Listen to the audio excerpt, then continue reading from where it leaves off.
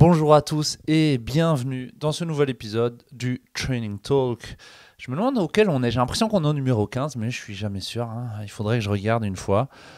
Le Training Talk, c'est le podcast de Belgium Performance où je vous partage mon aventure de sportif de haut niveau, mais également je vous partage mon expérience de préparateur physique. J'essaye de vous donner un maximum de conseils sur l'entraînement, comment vous entraîner, et également sur ce que moi je peux vivre en tant que sportif, et ce que c'est la réalité dans une carrière. L'épisode dernier, qui était mon récap de la saison 2023-2024, est sûrement l'un des meilleurs podcasts, celui qui a le plus fonctionné. Donc je vous remercie si vous avez l'habitude de m'écouter, soit la vue sur YouTube ou l'écoute sur les plateformes audio, même si j'ai l'impression que YouTube ça a l'air d'un peu mieux fonctionner dans ce Fastcam, ça fait un peu plus réel pour le podcast. Et donc ça m'a fait énormément plaisir d'avoir autant de soutien, premièrement, par rapport à la situation, pour ceux qui l'ont écouté, ceux qui ne l'ont pas écouté, je vous invite à y retourner, mais surtout des retours. Pas mal de gens ont osé, parce que quand on parle d'un sujet de ce sujet-là, la dépression entre guillemets du sportif, ça touche beaucoup plus de gens que ce qu'on pensait. De ce que j'ai compris, ça a aidé pas mal de monde d'ouvrir ce sujet-là, et ça a permis d'autres personnes de relativiser déjà par rapport à leur situation personnelle, savoir que ça ne touchait pas qu'eux et que ça pouvait arriver à tout le monde, et d'avancer un petit peu, et pourquoi pas pour certains d'aller à l'étape suivante, ça veut dire de consulter. En tout cas, il vous a plu en plus car il semblait être un podcast honnête et j'ai pu dire ce que je pensais. Si vous êtes là, merci à vous de m'avoir suivi et d'avoir écouté le dernier podcast. N'hésitez pas à vous abonner, à laisser 5 étoiles sur la plateforme que vous utilisez ou même un commentaire. Ça, c'est le meilleur à faire vraiment pour me soutenir. Et de partager peut-être les réels sur Instagram qui sont en association avec le podcast si vous trouvez qu'il vous parle. En tout cas, moi, je suis là pour rien vous cacher, tout vous montrer, surtout vous partager mon expérience. Alors, suite au dernier podcast, j'ai relancé un petit peu les questions sur Instagram, savoir quel sujet pourrait vous intéresser. Les 3 sujets qui m'ont le plus parlé, j'en ai gardé encore 3 ou 4 pour le prochain podcast. Comment ne pas tomber dans le surentraînement. Donc on va voir de quoi on parle, parce que c'est le surentraînement. Ensuite, être un athlète et profiter de la vie, comment faire. Moi personnellement également, c'était surtout ça la question, je gère entre vie de famille, les amis et le sport. Et finalement, c'est optimiser sa récupération pendant les tournois, principalement de rugby à 7, mais je pense que cette petite méthode que je donnerai à la fin peut s'appliquer à tous les entraînements d'une semaine, quels qu'ils soient, et toutes les disciplines qui ont plusieurs épreuves sur la même journée, donc qui se passent sous forme de tournoi. La prochaine fois, n'hésitez pas à poser votre question et je prendrai le temps d'y répondre, quoi qu'il arrive, à un moment ou à un autre. Premier sujet, comment ne pas tomber dans le surentraînement. Un sujet plutôt complexe, le surentraînement. Pour ça, j'ai été chercher un petit peu sur Internet et qu'est-ce que c'est le surentraînement ? C'est la première question qu'on doit se poser pour savoir en fait si on est dedans ou pas. Alors le surentraînement, c'est une condition de l'athlète dans laquelle il expérimente une diminution de ses performances et principalement en compétition. Ça arrive la plupart du temps à haut niveau, mais pas que. Alors, la performance en compétition, elle va reposer principalement sur un équilibre qui est plutôt fragile entre l'entraînement, la progression et surtout la récupération. Le temps qu'on se donne pour pouvoir retrouver un niveau d'énergie, on va dire, basal. Alors, il est important de souligner que le surentraînement, il peut affecter non seulement les performances physiques, mais aussi le bien-être mental de l'athlète, qui est sûrement, si on a bien écouté le dernier podcast, le plus important. Cela peut se traduire simplement par une baisse de motivation et un épuisement psychologique, donc plus envie de s'entraîner. Et quand on s'entraîne, c'est l'enfer. Je pense qu'il y a un point primordial à appuyer en parlant du surentraînement, c'est qu'on va voir 2 choses. On va voir la surcharge de travail et finalement le symptôme, le syndrome de surentraînement. Et c'est un peu un continuum par lequel on passe. Donc la surcharge de travail, fatigue excessive d'un entraînement. Et si on continue dans cet état-là, qu'on force, qu'on pousse, qu'on utilise un peu cette ancienne méthode où on disait le repos c'est pour les faibles, on peut passer dans le surentraînement qui lui est irréversible. Alors on parle principalement, le rôle de la récupération est primordial. Le but de l'entraînement, c'est de mettre le corps dans un état de stress. Et le rôle de la récupération, c'est de permettre au corps de s'adapter au stress qu'on lui a imposé juste avant. Une bonne récupération et une gestion adéquate des différents stress de l'entraînement sont donc primordiales. Et parfois, la charge imposée est trop importante par rapport à ce que le corps peut récupérer, peut supporter. Alors, on parle tout d'abord de surcharge d'entraînement, le overreaching. Donc, la surcharge est souvent causée par un entraînement qui est peut-être trop intense, ou l'intensité est trop élevée trop longtemps, ou le volume est trop élevé. Et surtout, tout ça, c'est combiné donc à une récupération insuffisante. Donc, je suis tout à fait d'accord que parfois, il faut s'entraîner dur, c'est même super important pour continuer à progresser, surtout à haut niveau où la plupart du temps, les disciplines imposent une intensité de pratique très élevée ou sur du long terme, mais il faut savoir récupérer tout autant qu'on s'entraîne dur. Et c'est souvent là que les athlètes ont du mal. Ça veut dire que dans notre programme de planification, on a tendance à se dire ok, je vais m'entraîner 6 fois, je vais m'entraîner 7 fois, je vais aller à la salle 4 fois, faire 3 séances de sprint, comme ça je progresse plus vite. Et finalement, on pense d'abord à, c'est pas à tort, c'est normal, à la pratique avant de penser à la récupération. Or, quand on réfléchit bien, dans notre semaine de travail, si on fait 7 séances, par exemple, elles durent 1h30. Si on fait des extras, donc on est à 14 heures sur la semaine, c'est à peine 2 heures par jour ce qu'on a dans une journée. Ça fait vraiment pas grand-chose.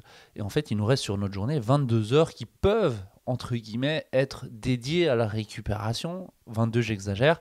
On en retire 8 de sommeil. Il nous en reste donc 14, si je ne me trompe pas. 14 où on peut encore influencer sur la récupération. On en retire 8 de travail. Allez, il nous en reste 6. On a encore 6 heures où on peut influencer sur la récupération.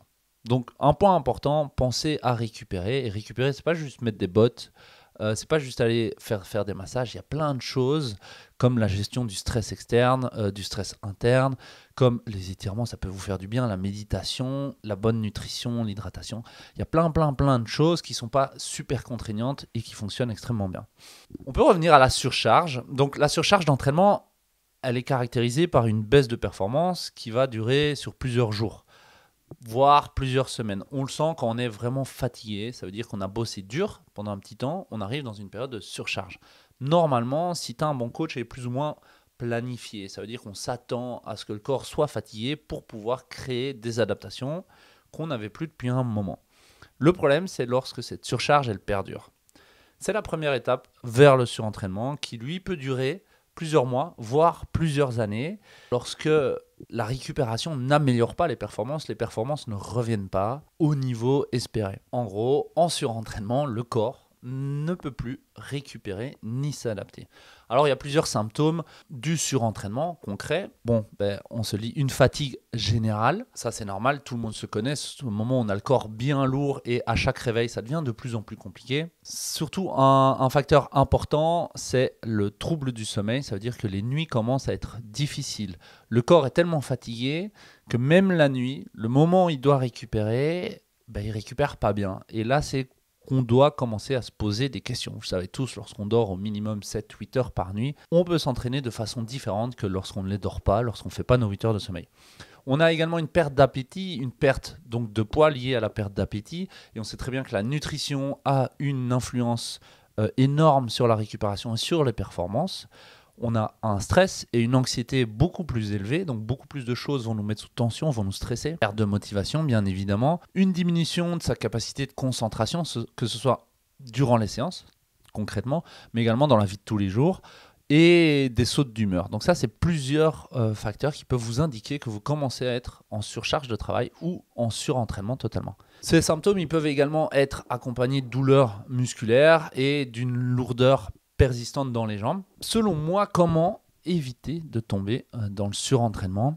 Ce que je ferais d'abord, c'est d'avoir un coach. Donc, pourquoi avoir un coach ou un préparateur physique? Simplement parce que c'est son métier de savoir calculer quelle charge vous êtes capable d'assumer, quelle charge vous devez pratiquer, quels sont les objectifs à atteindre en fonction de votre expérience de travail, votre profession aussi, si vous êtes amateur par exemple, en fonction de la discipline. Il va vous construire un plan qui sera équilibré et structuré avec des périodes de récupération, là où vous allez vous améliorer, des périodes de travail, là où on va imposer un stress au corps. Et surtout que ces périodes soient intéressantes et vous vous améliorez, pas simplement qu'on travaille dur. Si vous avez un coach qui vous fait uniquement travailler dur, je pense que vous vous plantez complètement. Faire travailler dur quelqu'un, faire vomir quelqu'un à chaque séance, c'est le travail le plus facile du monde. N'importe qui peut faire rendre une séance difficile et avoir l'impression d'avoir travaillé. Je pense que les meilleurs préparateurs physiques sont ceux qui ont le plus d'adaptation en faisant le moins de travail, en sachant que le corps est fainéant de base. Ben c'est ça, c'est d'utiliser cette idée-là. Est-ce que faire, par exemple, 4 répétitions fonctionne autant que 5? Est-ce que faire que 5 est assez ou pas assez, ou peut-être de trop? Ça, ce sera à votre préparateur physique de le savoir. Viser, entre guillemets, en dessous, c'est toujours mieux que viser au-dessus. Vous devez également, dans votre stratégie, accorder de l'importance, comme je l'ai déjà dit, à la récupération en ajustant ces périodes de repos en fonction de l'intensité de l'entraînement. On ne récupère pas d'une séance à basse intensité dans un même laps de temps qu'une séance à très haute intensité. Une séance à basse intensité, avec un RPE de 6 sur 10, loin de l'échec, avec des charges basses, on peut récupérer en à peine 24 heures. Une séance à plus haute intensité où on se rapproche, par exemple une séance jambes où on se rapproche de charges entre 70, 80, 85%, un RPE 8 peut-être, on peut récupérer encore en 24, 48 heures.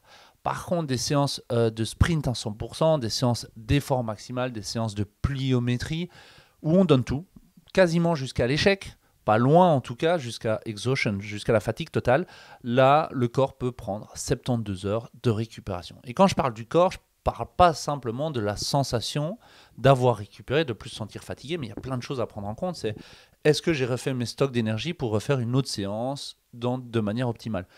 Est-ce que je laisse le temps à mes tendons, suffisamment de temps pour récupérer des impacts que je lui ai imposés sur la séance, par exemple, de pliométrie?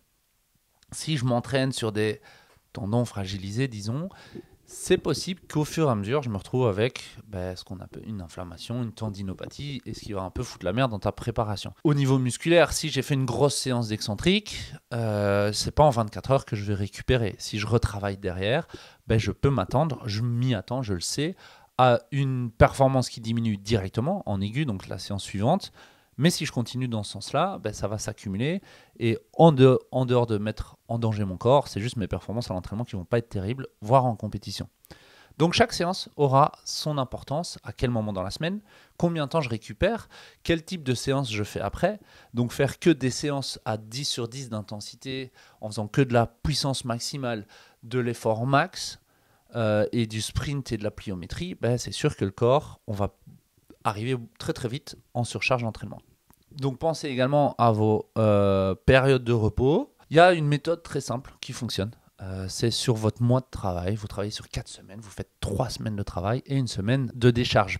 La deload week, elle est vachement utile, elle fonctionne bien, c'est très simple. Elle n'est pas spécialement nécessaire, mais si vous n'y connaissez pas en préparation physique, dites-vous toujours ça. Si vous faites vous-même votre programme, simplement, première semaine, c'est de la basse intensité, de la découverte et de l'adaptation de votre nouveau programme. La deuxième semaine, on se challenge un peu sur les charges. Puis la troisième semaine, on se pousse, on se challenge, on essaye de battre ses records, ou en tout cas vraiment d'aller chercher une grosse intensité. Et puis déjà derrière, simplement parce qu'on a déjà poussé pendant 2 semaines, c'est suffisant, une semaine de récupération. Alors ça ne s'applique pas à tout le monde, bien évidemment. Si vous faites que du bodybuilding, on s'en fout en fait. Il suffit de changer de programme, je pense. Mais si vous faites un sport co, le but c'est ou un sport co ou un sport de compétition à répétition, ça veut dire chaque semaine vous devez produire une performance. Je pense que c'est intéressant d'alterner, à apporter de la variabilité pour la monotonie de l'entraînement, mais surtout au corps le temps de s'adapter et de récupérer également de vos compétitions, parce qu'il n'y a pas que récupérer de son entraînement qui est important, c'est de la compétition qui est selon moi la partie la plus difficile, la plus demandante au niveau du corps et du cerveau. Troisième étape, optimiser votre nutrition et votre sommeil. J'en parle assez suffisamment sur ce podcast et sur les réseaux. C'est le plus difficile, je le comprends, mais c'est le plus important, c'est ce qui aura le plus d'impact. Vous pouvez vous acheter un gun, vous pouvez vous acheter des bas de compression, faire des bains de glace, tout ce que vous voulez. Tant que votre nutrition et votre sommeil ne sont pas optimisés, je ne dis pas d'être à 100% bon dedans, mais s'optimiser, le reste est un peu futile. Ça veut dire que 90% de votre récup va passer par ces éléments-là. Ensuite, le reste viendra vraiment donner du sens aux 2 premiers. La 4e étape à mettre en place pour ne pas tomber dans le surentraînement, ou en tout cas le voir venir, ce serait de prendre note de ses entraînements et de son état physique. Et ça, c'est peut-être une des choses que beaucoup d'athlètes ne font pas spécialement. Et même moi, d'ailleurs, hein, je ne le fais pas toujours. On me l'a fait remarquer. C'est vrai que la dernière fois, quand je me suis blessé donc, à la cheville, il y a 1 an, on faisait un suivi des RPE pendant le tournoi. Et c'est bête, mais mes RPE de sommeil, état physique, énergie et... c'est quoi enfin, envie ou stress, je ne sais plus, était à 10. En gros, j'étais dans le rouge tout le temps. Et ça, c'est des signes. Donc, prenez le temps de noter ça sur chaque séance, vos RPE dans un carnet. Et assurez-vous que toutes vos séances ne soient pas sur des RPE 10. Ça ne sert à rien de toujours s'entraîner de manière dure. Il faut le faire de temps en temps, mais pas toujours.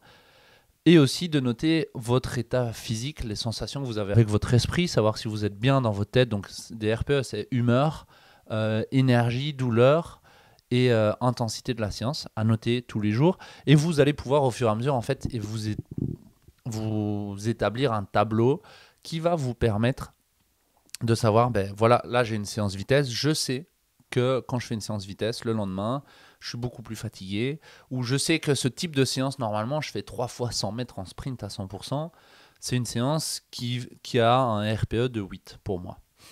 Ah, c'est marrant, là, je l'ai fait ce jour-là et j'ai un RPE de 10. Elle me paraît super dure, c'est compliqué.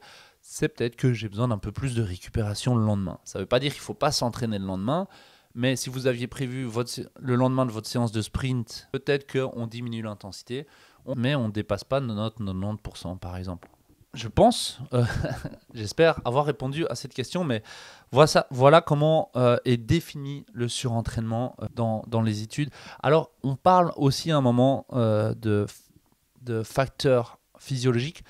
Il n'y a pas eu d'études, enfin en tout cas de ce que j'ai regardé, je me préserve un petit peu dans ce que je dis, mais il n'y a pas de marqueurs biologiques qui significativement indiquent qu'on est en surentraînement. C'est plutôt quelque chose qui est multifactoriel. Ce qui veut dire qu'il faut prendre en compte plein de choses. Il y a votre état, milieu social, le travail, le sportif, votre charge d'entraînement sportif, votre charge de compétition, votre état de récupération. Il y a plein de choses à prendre en compte là-dedans pour dire qu'on est en surentraînement. Si vous avez donc, pour faire un résumé, si vous avez vos performances qui diminuent, surtout pendant plusieurs jours, voire vous le sentez que ça commence à durer plusieurs semaines, vous êtes en surcharge, vous en avez trop fait, vous avez été ambitieux et vous n'avez pas récupéré assez bien. Simplement, diminuez votre volume d'entraînement.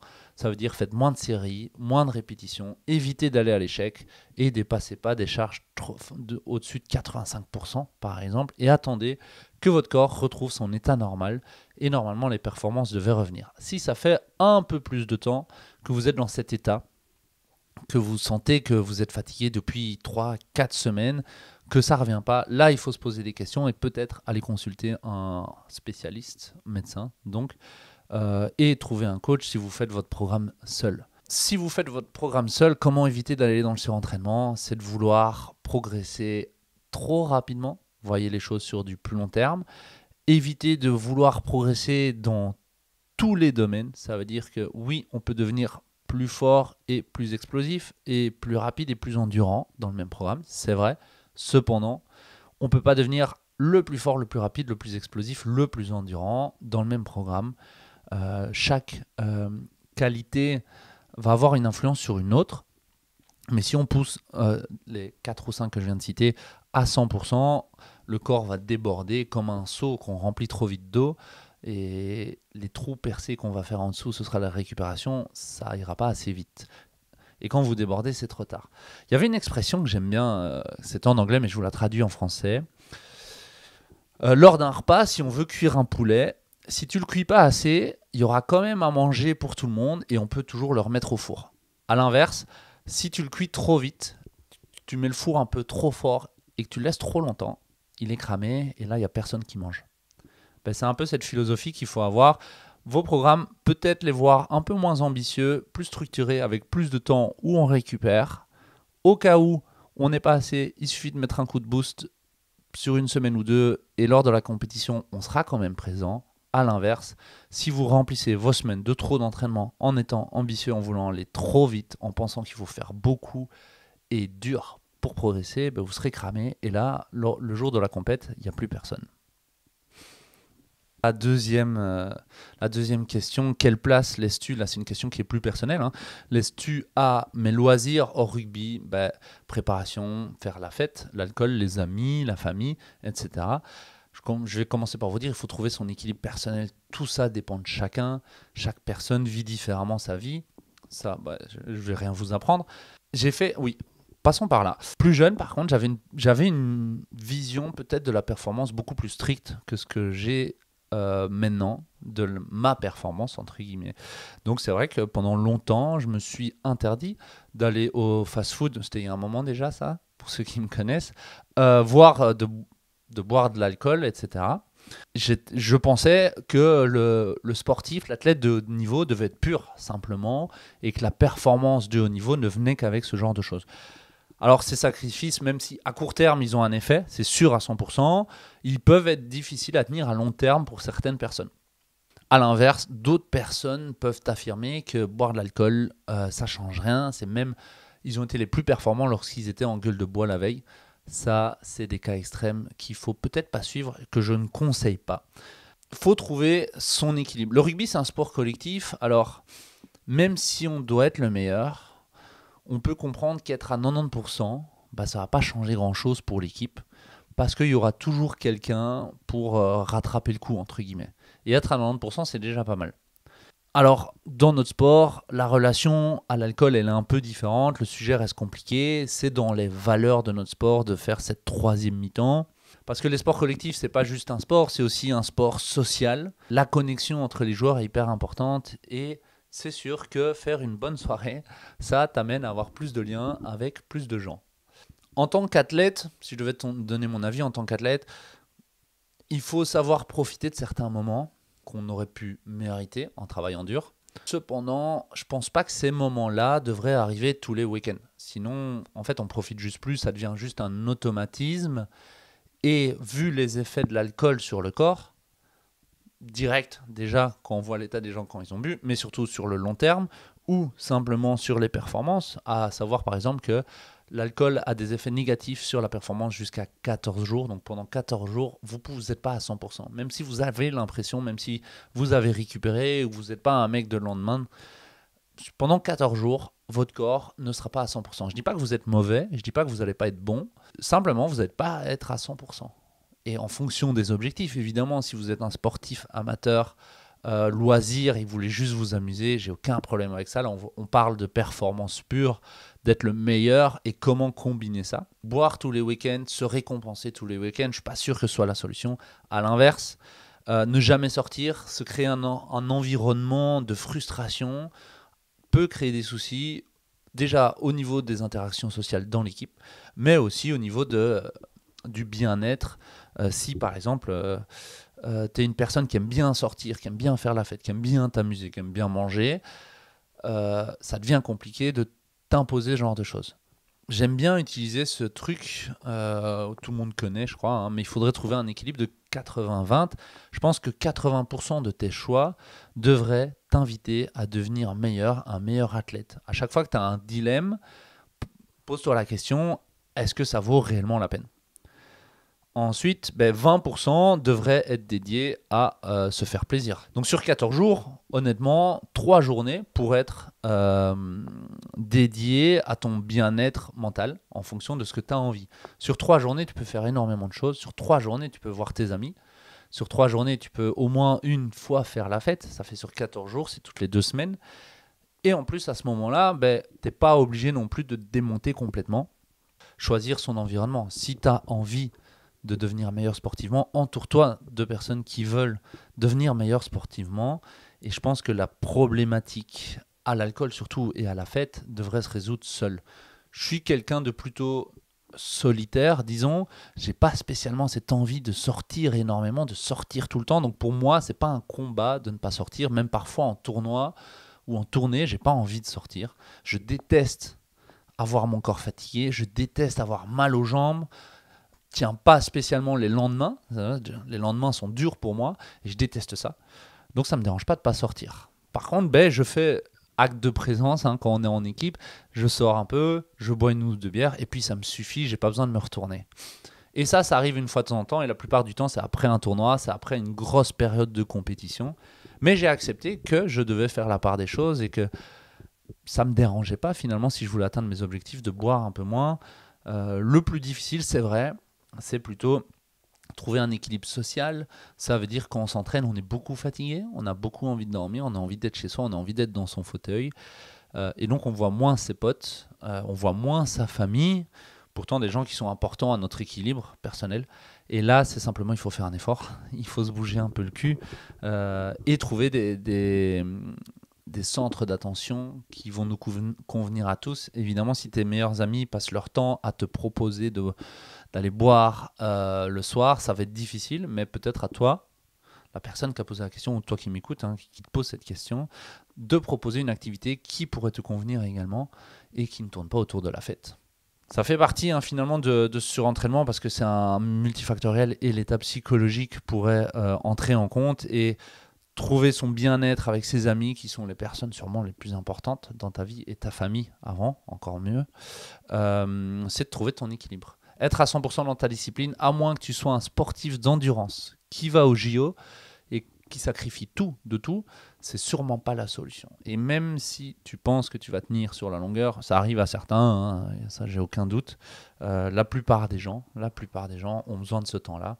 Donc n'aie pas peur de t'octroyer du temps et d'accepter que ça va également te faire du bien et que tu le mérites. Et finalement, un dernier sujet, on va parler de comment récupérer entre les matchs en tournoi. Et donc, ça peut s'appliquer également comment récupérer entre les entraînements. Lors d'un tournoi de rugby à 7, les matchs s'enchaînent rapidement avec peu de temps pour récupérer. Une bonne gestion de la récupération sera primordiale. Ça veut dire que plus vous récupérez mieux vous êtes performant. Ça, on l'a déjà dit, je le répète, j'ai l'impression qu'on tourne toujours autour de ça. Alors voici plusieurs étapes à mettre en place directement. Donc je te conseille de prendre un bic si tu écoutes et de le noter ou vraiment de faire très attention pour t'en souvenir le jour de ta compétition. L'étape numéro 1 à avoir, alors si vous êtes en tournoi et que vous avez un coach, faites un débriefing.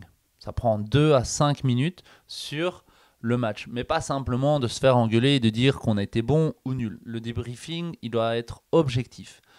Vous devez donc, avant le match, avoir prévu des critères de réussite. Est-ce qu'on a atteint nos objectifs? Quels étaient nos objectifs?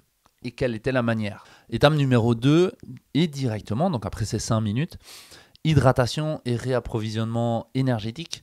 Donc, refournir au corps l'énergie nécessaire, refaire les stocks de glycogène, que ce soit hépatique et musculaire. Donc, vous pouvez consommer 1 à 1,5 g de glucides par kilo de poids de corps. Donc, si vous faites 100 kg, vous avez le droit à 100 à 150 g de glucides à répartir. Évidemment, 150 g de glucides, c'est énorme, mais vous pouvez déjà prendre une bonne partie de ces glucides-là, je dirais peut-être la moitié, sous différents formats. Donc, boisson, c'est plus facile à assimiler. Il y a, moi, j'aime bien les fruits en pâte, les bonbons Haribo. Il y a beaucoup de glucides rapides dedans. Puis également, vous pouvez prendre un fruit et pourquoi pas quelque chose d'un peu plus difficile à digérer comme des céréales, etc. Moi, je conseille de varier.